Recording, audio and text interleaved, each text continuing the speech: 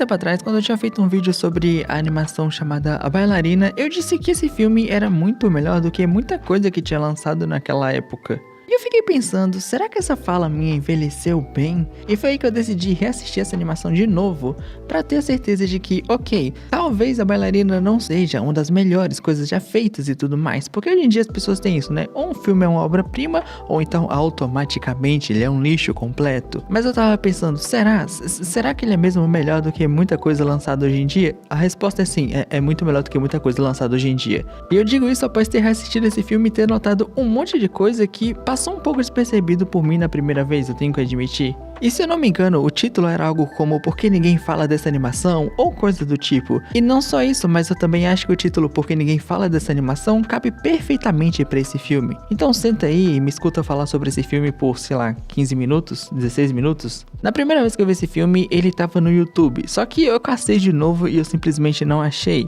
Então eu meio que procurei ele pelos 7 mares da internet e eu encontrei ele em Full HD, só que com a dublagem em inglês. Então aqui vai 2 curiosidades extremamente engraçadas sobre a dublagem em inglês desse filme. A primeira, a protagonista é dublada pela Ellen Fanning, que se pra você tem cara conhecida, é porque ela fez a Princesa Aurora em Malévola, ou live action. Que não é bem live action, mas enfim. E a segunda curiosidade é que meio que o pessoal lá na gringa não sabe escolher muito bem voz pra personagem, porque já é o 3º filme de animação que assisto onde tem um personagem que é um adolescente e por algum motivo a voz colocada pra eles é de alguém de 30, 20 e poucos anos, nessa faixa mais ou menos. Mas enfim, o filme começa com a nossa protagonista Felice, ou Felícia, chame como quiser.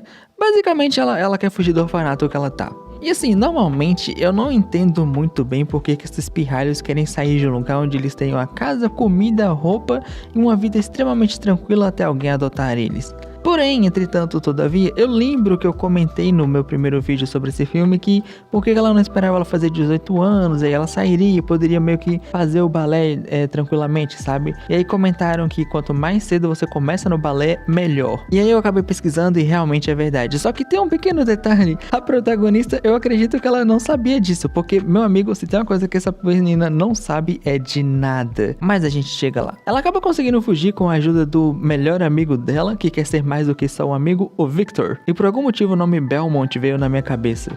E depois veio o Victor da gloriosa evolução. Mas enfim, Victor ele basicamente quer ser um grande inventor. E assim, de novo, eu não entendo esses filmes onde as crianças querem sair de um orfanato quando esse orfanato é tecnicamente legal de se estar. Porém, no caso do Victor, ele realmente precisava sair ali e ampliar os horizontes dele.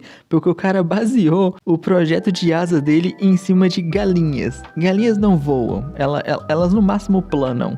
Mas enfim, como o filme precisa acontecer, é óbvio que eles conseguem fugir. E meu amigo, eu tenho que admitir que o cara, que eu vou chamar de cuidador, por assim dizer, desse lugar, ele deve ganhar muito bem. Não é possível, sabe? Porque se eu trabalho num lugar onde tem 2 pirralhos tentando fugir, e esse lugar é um orfanato no caso, passou do portão pra fora, eu já não tô mais nem aí. Não é mais problema meu. Como diria um sábio, e quem disse que isso é problema meu? Mas enfim, uma coisa que eu gosto nesse filme é que eu não preciso questionar o quão burro essas crianças são, porque a própria Felice questiona isso quando ele chegou em Paris. Porque ela fala, pô, será que a gente fez certo? Será que a gente devia ter feito isso? A gente é só um bando de criança, não tem pra onde ir, não tem dinheiro, não tem como arrumar dinheiro. Será que a gente tá certo em fazer isso? Só que quando ela começa a se questionar, eu acabei relembrando de uma, entre aspas, piada do filme. Porque acaba acontecendo, acho que só 2 vezes, agora que eu fui reassistir ele. E é porque o filme ele não vai trabalhar o Victor, sabe? Ele não é o protagonista. Apesar de em algumas capas ele tá na capa de alguns posters, mas ele não é o protagonista. Então o filme precisa sumir com ele o mais rápido possível. E é claro que a Felice ela encontra a escola de balé que o amigo dela, o Victor, tinha mostrado uma foto antes deles conseguirem fugir. É claro que ele encontra esse lugar. E é claro que ela entra facilmente ali. Mas é claro também que ela também é pega por o cara que seria o vigia. E assim, eu acho muito engraçado que ele fica putaço porque ela entrou lá e acha que ela tava tentando roubar. Mas assim, tava aberto. Tá ligado? Tava tudo aberto. Qualquer um poderia fazer isso. Aí um detalhe que eu achei interessante, que eu não lembrava, é que eles vão pra Paris antes da Torre Eiffel ser construída. Não sei porquê, mas eu achei bem interessante esse detalhe. Depois que eu reassistindo, eu notei isso. Eu falei, nossa, que legal. Enfim, a Felice acaba sendo salva pelo que eu vou chamar de a treinadora dela. E ela, mano, eu acho incrível como essa protagonista, às vezes ela é uma grande de uma irritante. Porque ela vê alguém que deu uma ajudinha pra ela e ela começa basicamente a ter o maior exemplo de, às vezes você dá uma mão e a pessoa já quer o braço. A treinadora dela livra a garota de ser presa e ela acaba falando, pô, legal que você me livrou de ser presa, sabe? Mas que tal se você me der uma casa, comida e roupa lavada? Que tal? O que você acha? Mas enfim, meus queridos amigos, como o filme ele precisa acontecer, ela consegue isso. Porque aí a gente descobre que a treinadora dela, além de estar machucada, ela também tá meio que trabalhando quase que de graça pra vilã do filme. E eu digo vilã porque a gente vai chegar nessa parte daqui a pouco. Mas até aqui, vamos chamá-las de vilã do filme. Enfim, no meio da limpeza que a Felice acabou ajudando a treinadora dela, ela acaba parando no quarto da garota que seria a rival dela. E acho que você já notou essa altura do campeonato que eu não sou muito bom com nomes e que eu não decorei a maioria dos nomes desse filme, dos personagens desse filme. Mas tá tudo bem, tá tudo bem. Uma coisa que eu não lembrava era como a Felice entrava na...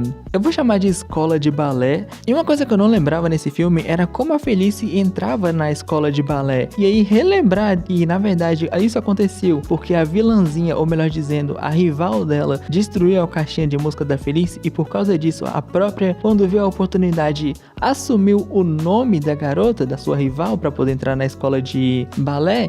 Eu genuinamente achei muito engraçado, porque tipo assim, beleza, que foi uma grande idiotice da garota ter quebrado a caixinha de música da Felice, mas ela devolveu o favor em um nível meio elevado, eu diria. Mas enfim, é nessa escola de balé que a gente conhece um outro personagem que eu vou chamar de o coreógrafo. Eu acho que dá pra dizer que ele era o coreógrafo. E eu gosto desse personagem, eu acho ele genuinamente legal, porque até então ele achava que a Felice era, na verdade, eu não lembro o nome da rival da Felice, mas ele achava que era a rival da Felice, que tinha, olha só, comprado a vaga para estar ali. E ele não gosta de gente que não dá o sangue, a alma e o suor no balé. E eu acho muito bom que ele fala, e daí que a sua mamãe pagou pra você estar aqui? Eu não tô nem aí. Quem disse que é problema meu? Tu vai embora na primeira oportunidade que eu tiver. Mas é claro que o filme precisa acontecer e convenientemente a Felice consegue uma chance de escapar. E é claro que convenientemente ela consegue a ajuda da treinadora dela, que fala, se você vai fazer essa merda, então beleza, mas tu vai fazer direito. Na verdade ela acaba vendo nisso uma oportunidade de se vingar da vilã do filme que maltratava ela. É basicamente por isso. E eu acabei não mencionando mais, porque eu não vou mentir, essa é uma parte meio complicadinha do filme, porque se é pra lá na frente ter o roteiro acontecer, mas enfim, a Felice ela conhece o garanhão, por assim dizer, da escola de balé. E depois a gente fala disso, porque não é muito importante por enquanto. E agora, como você já espera, a Felice tem uma treinadora e ela agora está melhorando cada vez mais no balé e conseguindo sobreviver dia após dia. E como as coisas estavam indo bem, de repente o Victor aparece de novo. Ele já apareceu outras vezes, mas essa é a que realmente importa aqui. E ele leva a Felice pra, eu diria que era um bar, eu não sei explicar o que é aquilo. Enfim, ela dança, faz uma barulheira, mas todo mundo gosta, né, fazer o quê? E é ali em que ela consegue cair nas graças do professor, ou melhor dizendo, do coreógrafo dela. Porque ele olha e fala, ah, então essa garota não é só uma riquinha idiota, porque até então ele achava que ela era a riquinha idiota. Porém, meus amigos, entretanto, todavia, não dava pra ela esconder isso pra sempre. Eu acho muito engraçado que a maneira como a vilã descobre o que a Felice tava fazendo é por causa do cara que gostava da Felice e queria ser mais do que amigo. Mas, entretanto, todavia, a Felice basicamente parece ter mais bênçãos nesse mundo do que o Reinhardt tem lá em His Zero, porque, meu amigo, a treinadora dela não só era uma grande bailarina no passado que acabou perdendo a chance por causa de um acidente, mas o coreógrafo é extremamente apaixonado por ela, no caso pela treinadora da Felice. Mas a Felice também tinha caído nas graças do cara, então basicamente ela tinha todas as oportunidades possíveis ali pra ter uma segunda chance. E foi o que aconteceu. O cara falou, ó, você vai ter uma segunda chance.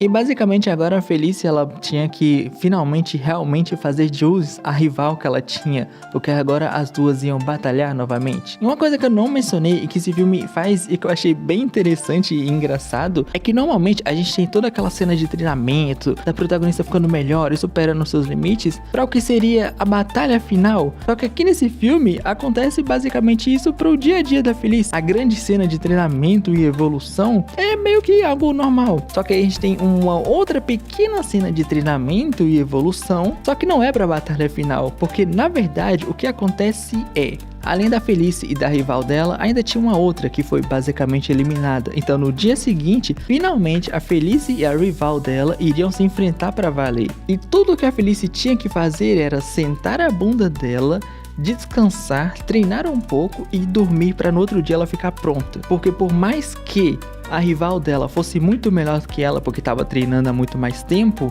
ainda assim a paixão que a Felice tinha pelo balé seria o suficiente. Esse filme ele faz um negócio que eu acho interessante, porque normalmente eles vendem que não, porque a protagonista é trabalho duro e ela consegue vencer a rival dela que tem talento. Só que nesse filme não, nesse filme a rival da Felice basicamente é o trabalho duro, ela tipo trabalhou muito para conseguir ficar tão boa igual ela ficou no balé, e a Felice é basicamente talento, o filme nem esconde isso, só que ela tem que obviamente se esforçar para conseguir, né, usar aquele talento dela. É uma jogada interessante do filme, não vou mentir. Porém, aqui vai o momento em que a Felice é uma grande de uma burra, porque até esse momento, olha só como que Arceus gosta dela. Ela conseguiu uma casa para morar, uma treinadora para poder treinar ela no balé, conseguiu ter uma chance de entrar no balé, conseguiu cair nas graças do coreógrafo e ainda conseguiu uma segunda chance mesmo depois de sendo pega na mentira que ela inventou e nem foi pra prisão, tá? E aí, tudo que ela tinha que fazer era ir pra casa, treinar um pouco,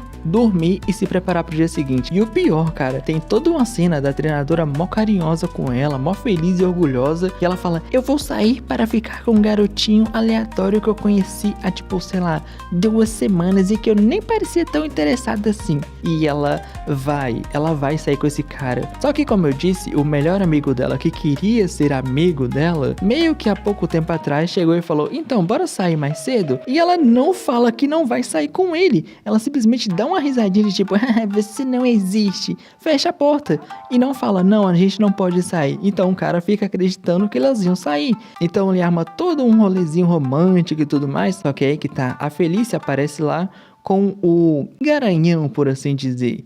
E aí dá toda uma merda, a Felice fica mal, porque não sei o que. E honestamente, eu não sei porque que essa mina ficou mal, sabe? Só que aí a Gênia, ela volta pra casa e aí ela vê a treinadora dela toda triste, porque a Felice foi uma grande idiota.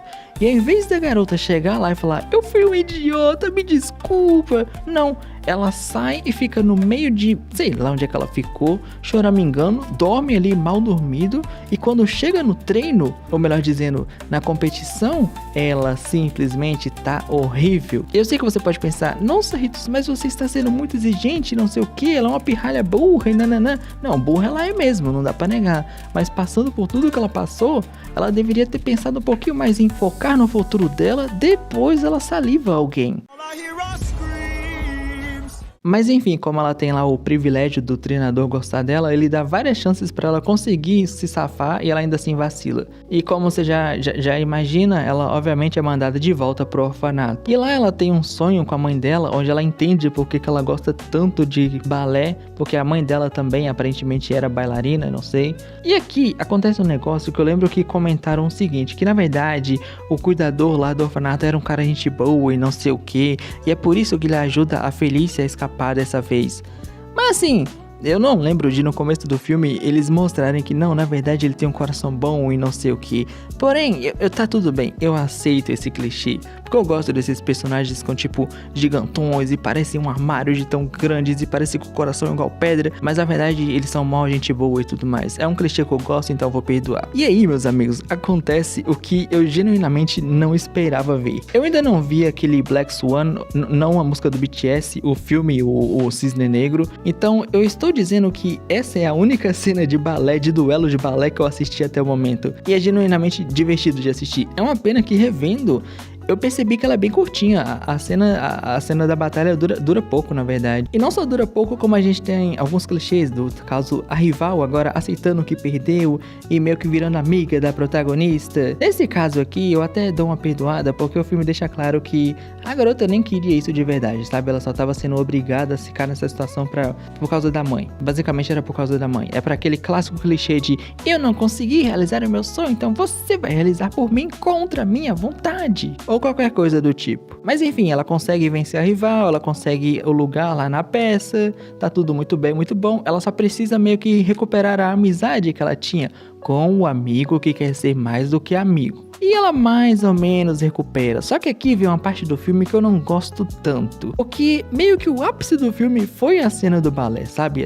Do duelo do balé. Então ela poderia só ir lá, se desculpar com o amigo dela. Ele obviamente iria se desculpar com ela. E aí ela iria pro show e acabaria o filme ali, sabe? Pro show não, pra apresentação. Só que aí tem toda uma cena da vilã perseguindo ela e não sei o que. Que, em resumo, é uma cena pra mostrar que o cara conseguiu fazer as asas dele lá.